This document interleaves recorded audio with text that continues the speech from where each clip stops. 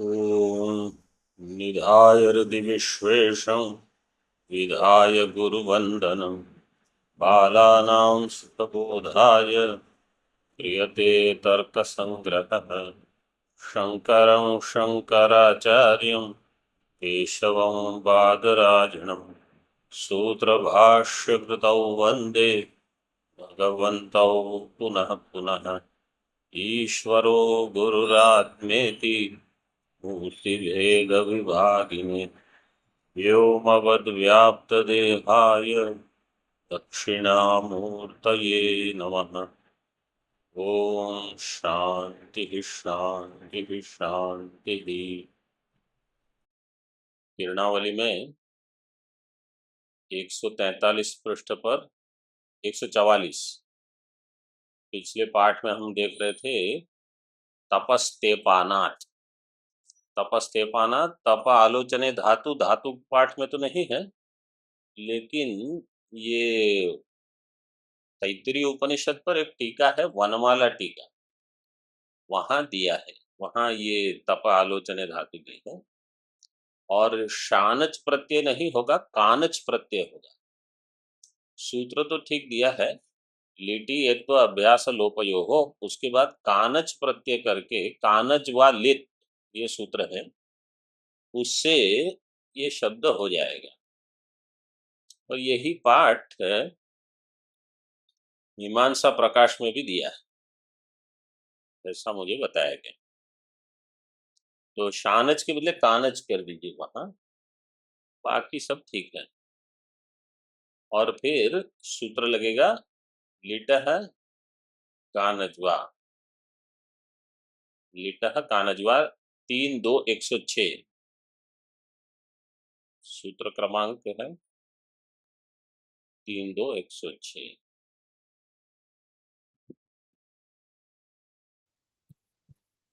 आगे देखिए, अब अगले पृष्ठ पर 145। तो मीमांसक कहते हैं वेद नित्य है, नैयायिक कहते हैं वेद अनित्य है। क्यों? क्योंकि वर्ण शब्द वाक्य ये सब अनित्य है, इसलिए। और सोयम गकार है, ये अनुभूति होती है। तो ये प्रत्यभिज्ञा जो है वास्तव में प्रत्यभिज्ञा नहीं है, केवल सजातीयत्व को लेकर ऐसा लग रहा है कि ये वही है, क्योंकि गकार की उत्पत्ति और विनाश भी देखा गया है। तृतीय पंक्ति देखिए टीका में, अव्यवहित उत्तरत्वादिना अनित्य रचना विशेष गर्भित आनुपूर्वी विशिष्ट वाक्यानाम अनित्यत्वम एव इति भावः। अव्यवहित उत्तरत्वादिना अनित्य रचना विशेष गर्भित, अव्यवहित उत्तर, तो जहां व्यवधान न हो ऐसी उत्तर, क्योंकि वहां कहा अकार अव्यवहित, गकार अव्यवहित, नकार, ऐसे अग्निमीळे के लिए बताया था आनुपूर्वी। तो अव्यवहित उत्तरत्वादिना अनित्य रचना विशेष, रचना विशेष जो है वो अनित्य होने से, रचना विशेष अनित्य रचना विशेष गर्भित आनुपूर्वी विशिष्ट वाक्यानाम अनित्यत्वमेव। वो रचना अनित्य है तो वाक्य जो उससे अनित्य आनुपूर्वी से उपलब्ध होगा वो वाक्य भी अनित्य ही होगा इति भावः। अनुक्त समुच्चयार्थक चकारेण लक्षण लक्ष्यता अनवच्छेदकयोर ऐक्य लक्ष्य लक्षण लक्ष्यता अवच्छेद, वो वकार है, अवच्छेदकयोः ऐक्य अनभ्युपगंतृ नैयायिक मते विशिष्टस्य अनित्यत्वे विशेषणस्य वर्णानां नित्यत्वं कथमपि न संभवति इति बोध्यम्।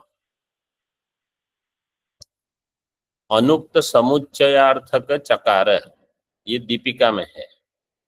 प्रथम पंक्ति में देखिए, वर्णानां नित्यत्वे अपि आनुपूर्वी विशिष्ट वाक्यस्य अनित्यत्वाच्च। वर्ण कैसे हैं? नित्य है। अगर वर्ण नित्य भी हो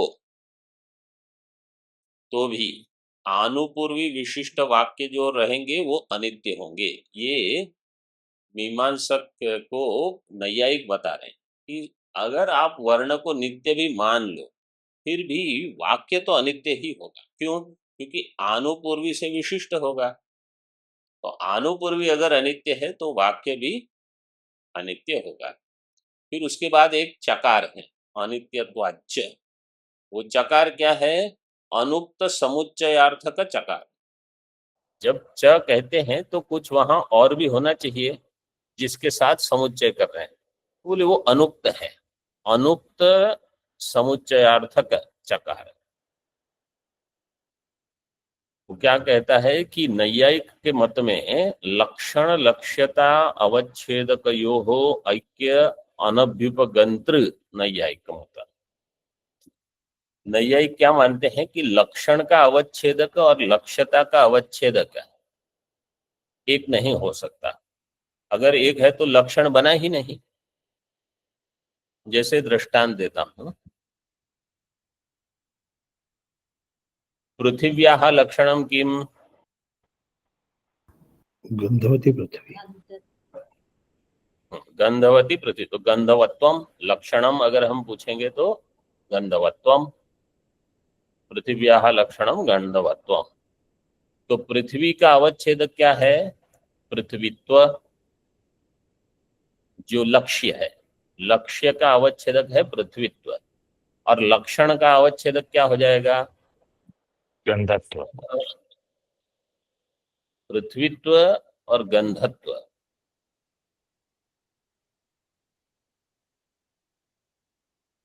तो लक्षण लक्ष्यता का अवच्छेदक भिन्न हो गया। अगर आप कहोगे गंधवत्वम पृथ्वीत्वम, तो जहां गंध है वो वास्तव में पृथ्वी है। तो लक्षण क्या हो जाएगा? पृथ्वीत्वम पृथ्वीत्वम। तो अवच्छेदक एक हो गया, इसको लक्षण नहीं माना जाएगा। तो ये कहा लक्षण लक्ष्यता अवच्छेदक यो हो ऐक्य अनभ्युपगंत्र नैयायिक मते विशिष्टस्य अनित्यत्वे। अगर विशिष्ट अनित्य है, विशिष्ट क्या है यहाँ?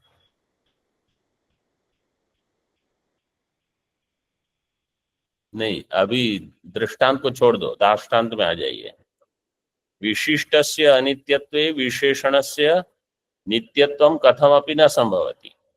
तो इस दृष्टांत में विशिष्ट है वाक्य, देखो दीपिका में दिया है विशिष्ट वाक्यस्य। आनुपूर्वी विशिष्ट वाक्य, वाक्य अगर अनित्य है,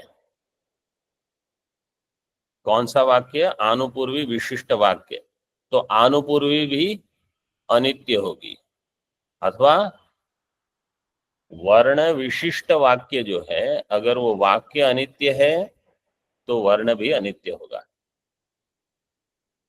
विशिष्ट से अनित्यत्व विशेषणस्य, विशेषण देखो दिया है ब्रैकेट में, वर्णानाम नित्यत्वम कथमपि न संभवति।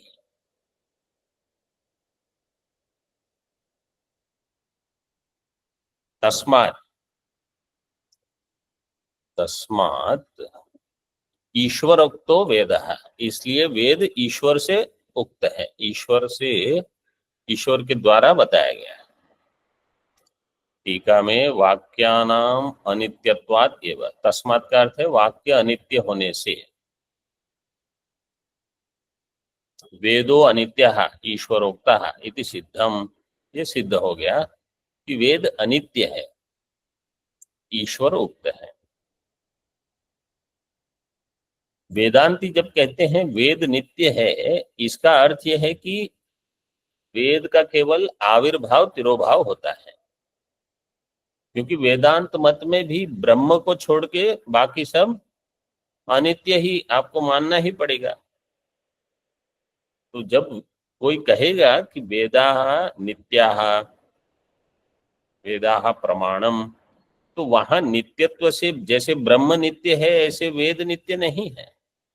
वहां नित्यत्व केवल यह है कि वो, उसका लोप हो जाता है, और लोप का अर्थ है अदर्शनम, और फिर उसका अभिव्यक्ति उसकी होती है।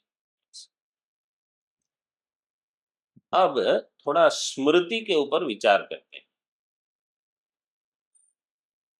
दीपिका में देखिए, मन्वादि स्मृति नाम आचाराणांच वेद मूलकतया प्रामाण्यम। मनु आदि स्मृति जो है और स्मृति में जो आचार इत्यादि आचार संहिता रहती है बहुत, आचाराणाम च वेद मूलकतया, ये वेद मूलक होने से उसका प्रामाण्य है।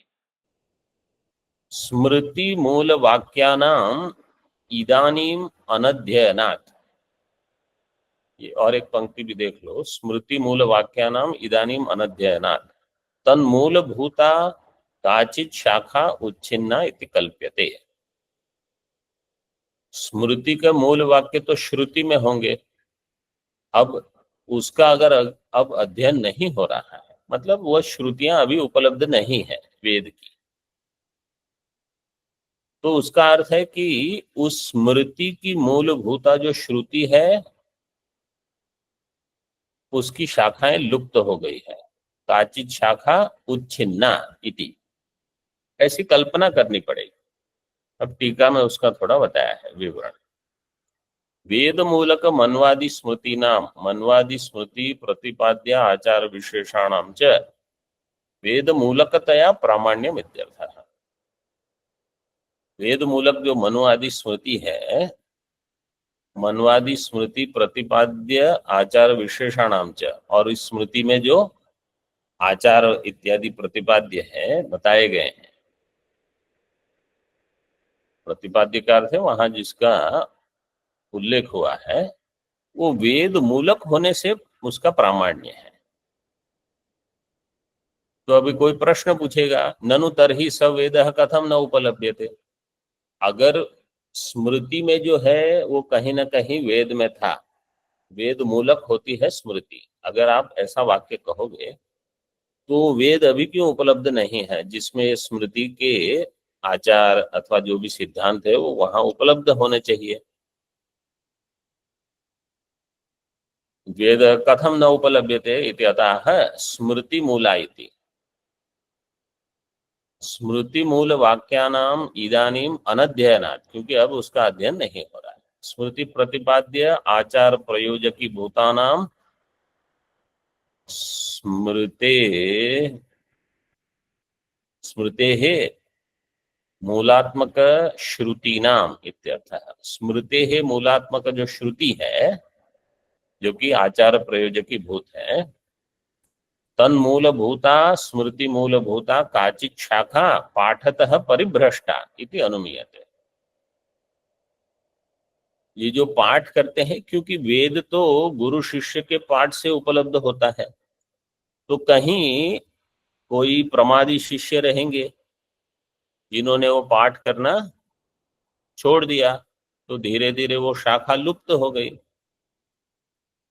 वही बताया स्मृति मूलभूता, स्मृति मूलभूता क्या है? श्रुति। स्मृति मूलभूता श्रुति ही तस्याः काचित् शाखा पाठतः परिभ्रष्टा, ये अनुमान कर सकते हैं। कैसे? तथा ही स्मृति वाक्यानि वेद मूलक आचार प्रयोजकी भूतानि शिष्टाचार प्रवर्तक वाक्यत्वात् इति भावः। ये जो स्मृति वाक्य है वेद मूलक आचार प्रयोजकी भूत है, मतलब स्मृति वाक्य वेद मूलक है और आचार के प्रयोजकी भूत है, ऐसे अनुमान किया। क्यों? शिष्टाचार प्रवर्तक वाक्यत्वात्, क्योंकि वो शिष्टाचार का प्रवर्तक है। शिष्टाचार प्रवर्तक वाक्यत्वात् इति भाव। मीमांसकः शंकते, अब मीमांसक प्रश्न उठाते हैं। ननु पाठ्यमान वेद वाक्योत्सादस्य कल्पयितुम् अशक्यतया विप्रकीर्णवादस्य अयुक्तत्वात् इति नित्य अनुमेयो वेदो मूलम इति चेत्। पाठ्यमान वेद वाक्य उत्सादस्य, कल्पयितुम अशक्यत्वात्। मीमांसक कहते हैं ये कल्पना अशक्य कल्पना है। क्या? पाठ्यमान वेद वाक्य, ये जो वेद वाक्य जिसका पठन हो रहा है, मतलब परंपरा से गुरु पढ़ेंगे, शिष्य पढ़ेंगे, इसको क्या कहते हैं? अनुचानम। अनु उच्चारणम, अनुकार से पश्चात गुरु उच्चारण पूर्वक जिसका उच्चारण होते रहता है और फिर उसका स्वाध्याय करते हैं। तो ऐसा जो वेद वाक्य है उसका उत्सादन हो गया, मतलब वो मूल से उखड़ गया है, ये कल्पना करनी ठीक नहीं है, ऐसे मीमांसक प्रश्न कर रहे हैं। कल्पयितुम अशक्यतया विप्रकीर्णवादस्य अयुक्तत्वात्। विप्रकीर्ण का अर्थ क्या है? कि ये बिखर गया, छूट गया। जैसे संकीर्ण का अर्थ है इकट्ठा किया हुआ, और प्रकीर्ण का अर्थ है बिखर जाना। तो विप्रकीर्णवाद आप कह रहे हो वो तो ठीक नहीं है, अयुक्तत्वात् इति। वेद नित्य ही है, नित्य अनुमेयो वेदो मूलम इति चेत। वेद जो है वो नित्य ही है, इसकी कल्पना आपको करनी पड़ेगी। टीका में अयम भाव पाठतोपि परिभ्रंशो न कल्पनीय। पाठतः परिभ्रंश, ये इसमें च्युति हो गई, ये कल्पना ठीक नहीं। क्यों? यतः यो ही गुरु परंपरया अविच्छिन्न समान आनुपूर्विक पठ्यमानो वेद इदानीम उपलभ्यते तद वाक्यानाम उच्छेदस तु अशक्य कल्पना। यो ही गुरु परंपरया अविच्छिन्न, जो गुरु परंपरा से अविच्छिन्न संप्रदाय चल रहा है वेद के उच्चारण का, मतलब जहां इसका बहुत पालन होता है, ऐसे घरों में अथवा आश्रमों में, गुरुकुल में, ये देखने जैसा रहता है कि वहां उनके गुरु ये परंपरा चलती रहती है अध्ययन की, वेद के अध्ययन। तो यो ही गुरु परंपरा अविच्छिन्न समान आनुपूर्विक पठ्यमान, और वहां वेद कैसे पढ़ा जाएगा? समान आनुपूर्विक, मतलब जैसे वहां है वैसे ही। ये तैत्तिरीय उपनिषद जो है ना, इसमें शांति पाठ जो है, मंगलाचरण इसका, त्वमेव प्रत्यक्षम, नहीं, त्वमेव प्रत्यक्षम ब्रह्मासि त्वामेव प्रत्यक्षम ब्रह्म वदिष्यामि। इसमें जो त्वामेव प्रत्यक्षम, आज से लगभग 15 वर्ष पहले, 15-20 वर्ष मंत्र पुष्पम में जो पाठ था वो त्वामेवम नहीं था, त्वमेव था। और अगर आप गुरुकुल में पूछोगे कि त्वमेव पाठ है कि त्वामेव, ये त्वमेव है, क्योंकि वहां परंपरा से उन्होंने त्वमेव प्रत्यक्षम ब्रह्मासि त्वमेव प्रत्यक्षम ब्रह्म वदिष्यामि। आप कहोगे व्याकरण से तो त्वमेव नहीं होना, त्वामेव होना चाहिए। तो व्याकरण के नियम वेद में नहीं लगते, पाणिनि व्याकरण तो अलग है। हाँ, उपलब्ध है तो ठीक है, नहीं है तो वेद में थोड़ी आप सुधार करें। वहां पंडित लोग ऐसे ही पाठ करते थे। अब क्योंकि अधिकतर लोग मंत्र पुष्पम ही देखते हैं जहां त्वामेव पाठ उपलब्ध है, और भाष्यकार ने त्वामेव के पर त्वामेव को लेकर भाष्य लिखा,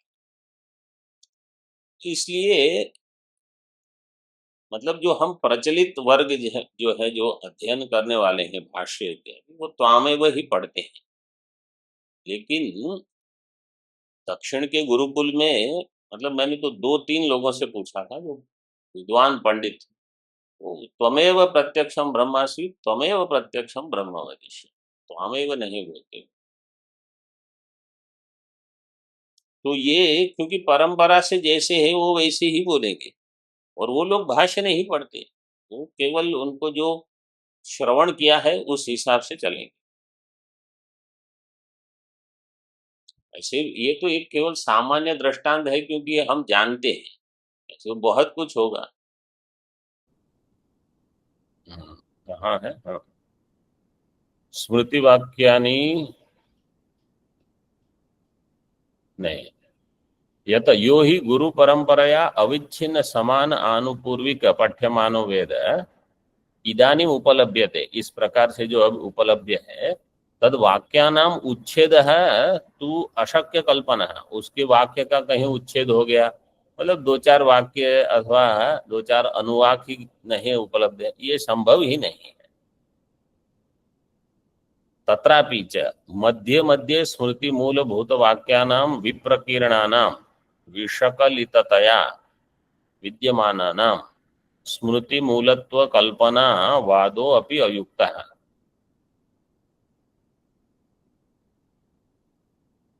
और मध्य मध्य बीच में यहाँ वहां कहीं स्मृति मूलभूत वाक्य जो भी प्रकीर्ण होकर, मतलब विषकलिततया,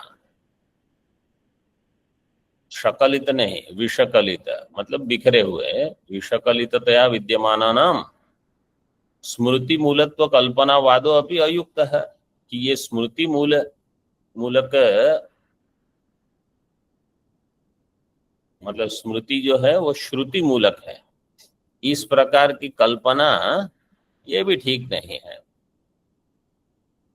क्यों? स्मृति समानार्थक वाक्यानाम तत्र अनुपलम्भात, क्योंकि वहां स्मृति के समानार्थक वाक्य उपलब्ध नहीं हो रहे हैं। एवंच इदानीम उपलभ्यमान स्मृतीनाम मूलभूताः शाखा विनष्टा इति अत्रापि विकल्पः। और अगर कोई कहता है नहीं नहीं ऐसा हुआ है, जो स्मृति के मूलभूत श्रुति अभी उपलब्ध नहीं है, वो शाखा विनष्ट हो गई है, तो चलो उस पर थोड़ा विचार करते हैं। इदानीम उपलभ्यमान स्मृति नाम, स्मृति तो अभी उपलब्ध है, लेकिन उसकी मूलभूत जो शाखा है, वेद की शाखा, वो विनष्टा इति अत्रापि विकल्प, इसमें विकल्प करेंगे क्या? ये वेद की जो शाखा है वो स्मृति रचना के पहले नष्ट हुई कि बाद में नष्ट हुई? प्रश्न कर सकते हैं। तो कोई कहेगा बाद में नष्ट हुई। तो अगर नष्ट होनी थी तो बाद में नष्ट होने में विनिगमना क्या है? पहले भी तो नष्ट हो सकती थी। ऐसे प्रश्न क्या है? ताहा शाखा स्मृति रचनाया पश्चात विनष्टा व पूर्व विनष्टा, उसके बाद में उसका नाश हुआ कि पहले नाश हो गया? यदि उच्यते पश्चात, चलो ठीक है पश्चात नाश, क्योंकि पहले थी, फिर किसी ने स्मृति की रचना की, उसको देखकर जानकर समझकर फिर वो नष्ट हो गई।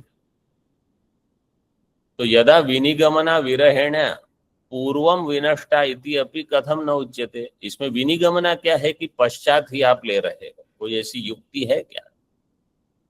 आप युक्ति बता सकते हो कि वहां उपलब्ध है। अब देखो हम क्या कहेंगे, उपलब्ध है इसलिए पहले नष्ट नहीं हुई, बाद में नष्ट हुई। अब चूंकि वो उपलब्ध है इसलिए वो श्रुति मूलक है स्मृति। अब ये अन्योन्य आश्रय है, दोनों स्वतंत्र दिख रहे हैं। श्रुति में स्मृति का कोई वाक्य नहीं है, स्मृति श्रुति से स्वतंत्र दिख रही है। अब आप कहते हो ये पहले यहां होगी, फिर ये स्मृति श्रुति मूलक है, फिर इसका नाश हो गया, तो अभी ये स्मृति का मूल श्रुति में था। इसमें कोई विनिगमना उपलब्ध नहीं है। और एक बता रहे हैं, काल बाहुल्येन अनित्यानाम कदा विनाशो जायते इति निर्णय अभावात्। काल तो बड़ा है, लंबा है, उसमें अगर कोई अनित्य वस्तु है तो उसका कब विनाश होगा ये आप क्या बता सकते हैं? उसका निर्णय नहीं कर सकते, क्योंकि अनित्य वस्तु का विनाश कभी भी हो सकता है। तथा च स्मृतयो अपि कपोल कल्पिता न तो वेद मूलिका इति आपत्ति ही समुद्भवती। तो ऐसा होने पर क्या होगा कि ये स्मृतियां कपोल कल्पित है, मतलब अपनी कल्पना से किसी ने बुद्धि से लगा दी है, न तो वेद मूलिका। यहां मनुस्मृति का दृष्टांत किया। मनुस्मृति को तो भगवान भाष्यकार भी उद्धृत करते हैं प्रमाण के रूप में कहीं कहीं। और जैसे दूसरी स्मृतियां हैं, याज्ञवल्क्य स्मृति तो बहुत प्रसिद्ध है। अब आप देख सकते हो याज्ञवल्क्य ऋषि इतने अध्ययन किए थे, बृहदारण्यक वगैरह पढ़ाया है उन्होंने, तो उनकी स्मृति में ये सारी चीजें आपको मिल जाएगी। जो उपनिषद का अध्ययन अध्यापन है वो वहां मिल जाएगा। और ये जो अष्टादश पुराण तो प्रसिद्ध है। किसी ने आत्म पुराण सुना है? स्वामी जी ने सुना है। हाँ, शंकरानंद जी, दक्षिणामूर्ति ने उनको हाँ पब्लिश किया है उसको। स्वामी शंकरानंद जी ने लिखे हैं, उसको नाम पुराण दिया है। आत्म पुराण बिल्कुल उपनिषद है, सब सारे उपनिषद के ही वाक्य वहां उपलब्ध है। और वो श्रुति मूलक है पूरा पुराण, वहां देख सकते हो आप। इसी प्रकार अन्य पुराणों में भी उपनिषद के मंत्र यहां वहां मिल जाते हैं। तो कपोल कल्पित है, ये तो आपत्ति ठीक नहीं होगी। तुल्य युक्त्या इदानीं पठ्यमानोपि वेद ईश्वरोच्चरित एव इति अपि अशक्य निर्णय है। और तुल्य युक्त्या, उसी प्रकार की युक्ति से कि आज जो वेद पढ़ाया जा रहा है अथवा पढ़ा जा रहा है वो ईश्वर उच्चरित है, इसका निर्णय भी आप नहीं कर सकते, मीमांसक कह रहे हैं। क्योंकि अगर आप कहते हो वेद अनित्य है, वर्ण राशि अनित्य है, तो अनित्यानाम बहुवारम विनाश सद्भावात्, तो बहुत बार उसका नाश हो चुका होगा। अतः पठ्यमान वेदस्यापि कल्पितत्व आपत्ति भवन मते समुद्भवती। इसलिए आपके मत में तो क्या होगा कि ये जो वेद है ये भी कल्पित हो जाएगा, क्योंकि एक बार अगर इसका नाश हो गया और उसके बाद उसको किसी ने लगाया, वो फिर तो अपनी कल्पना से हो गया। कोई कहेगा नहीं नहीं यहाँ ऐसा वहां वैसा ऐसे। देखो बाकी पुस्तक में तो ऐसा पाठ हो सकता है, लेकिन वेद में ऐसा तो हम देखते नहीं है कि यहाँ एक अक्षर ऐसा हो या वैसा हो। तो जो जैसा है वैसा ही है। वेद शब्द से आप ऐसे मत सोचो कि वेद का मतलब एक पुस्तक है। वेद एक राशि है, शब्दों की, वाक्यों की राशि। वो प्रिंटेड पुस्तक जो है वो बाद में, वो तो अनित्य है, वो सब जानते हैं। वेद का अर्थ वास्तव में ज्ञान है। वो ज्ञान जो है वो परंपरा से उपलब्ध है और उसको हम नित्य मानते हैं। ठीक है। ऐसी बहुत सारी श्रुतियां हैं जो आज उपलब्ध नहीं है क्योंकि उसकी शाखा विनष्ट है। वो संभव है, हम उसमें विवाद नहीं कर रहे हैं, वो तो होता ही है। लेकिन उससे आप अगर ये सिद्ध कर रहे हो कि इसलिए वेद अनित्य है, ये हम स्वीकार नहीं करते। तस्मात् स्मृति मूलम वेदः नित्यः नित्य शब्दात्मकत्वात्। इसलिए स्मृति का जो मूल है वेद, वो नित्य है। नित्य शब्द से जो रचित है, नित्य शब्दात्मक होने से वेद भी नित्य है। इति एवं नित्यो वेदो अनुमेयः। वेद नित्य है ऐसा अनुमान करना चाहिए। वर्णाश्च नित्या एवं, वर्ण भी नित्य है। तथा च न उक्ताः सर्वा आपत्तयः। ऐसा होने से क्या होगा, जितनी आपत्ति हमने मतलब विचार में देखी कि स्मृतियां हैं जो कपोल कल्पित है, अथवा वेद जो है वो भी कल्पित है, ये सब आपत्तियां नहीं आएगी अगर आप ये स्वीकार कर लो कि वेद नित्य है। स्मृति मूल वेद घटक आनुपूर्वी घटित वाक्यानाम इदानीं स्मृतित्व रूपेण उपलभ्यमानत्वात् इति गूढ़ शंका अभिप्रायः। स्मृति मूल वेद घटक आनुपूर्वी घटित वाक्यानाम, स्मृति होगा, स्मृति का मूल होगा वेद, स्मृति है मूलम स्मृति मूलम वेद, तद घटक आनुपूर्वी, उस वेद में जो आनुपूर्वी है, आनुपूर्वी घटित वाक्यानाम इदानीम स्मृतित्व रूपेण उपलभ्यमान। अब वो आनुपूर्वी स्मृति वाली उपलब्ध है, मतलब उसमें स्मृतित्व है, उसमें श्रुतित्व अभी हम नहीं देखते। ये है शंका का अभिप्राय, इति गूढ़ शंका अभिप्राय। अभी उत्तरयति, उत्तरयति कहा नैयायिकः। नैयायिक इसका उत्तर देंगे। न तथापि, दीपिका में, तथापि वर्णानुपूर्वी ज्ञानाभावेन बोधकत्वा संभवात्।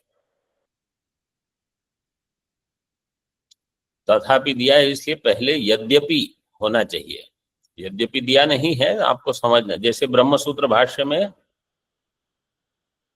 युष्मद् अस्मत् प्रत्यय गोचर योर विषय विषयणो हो तम प्रकाशवद विरुद्ध स्वभाव यो इतर भाव अनुपपत्व ऐसे करते सुतराम अनुपपत्ति ही इत्यतः ऐसे, तथापि वहां दिया है। वो तथापि वहां जो दिया है इसका अर्थ है यद्यपि ये नहीं हो सकता, फिर भी नैसर्गिको एवं लोक व्यवहार अहम इदम मम इदम ये होता है। मतलब अध्यास के ऊपर वहां पहले आक्षेप है, ये हो तो कैसे सकता है, ये संभव ही नहीं है। क्यों? क्योंकि तम प्रकाशवद विरुद्ध है। ऐसे यहां पर भी जहां तथापि होगा तो पहले यद्यपि आपको या तो होना चाहिए या उसका अध्याहार करना पड़ेगा। वर्ण अनुपूर्वी ज्ञान अभावेन, वर्ण अनुपूर्वी का जो ज्ञान है उसका अभाव होने से बोधकत्व असंभवात।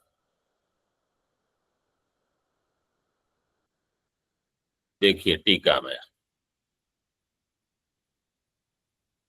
मतलब मीमांसक अभी ये मत लेते हैं, मीमांसक नहीं नैयायिक, यया कयापि युक्त्या वेदस्य नित्यत्व साधने अपि, चलो किसी युक्ति से आपने वेद को नित्य सिद्ध कर दिया, वेदस्य नित्यत्व साधने अपि आनुपूर्वी घटित वाक्यात्मक वेदस्य अनित्यत्वं स्थास्यति एव।